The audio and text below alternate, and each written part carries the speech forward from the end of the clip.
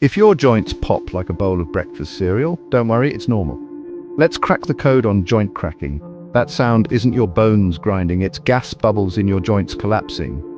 Yep, your joints are surrounded by fluid. When you move or stretch them, the pressure changes, and that pressure drop causes tiny gas bubbles to form and then pop fast. This is called cavitation, and no, it's not dangerous. So that satisfying crack, it's just your joints equalizing pressure, not falling apart. Like learning the weird science behind your body's sounds. For facts that pop like your joints, subscribe now.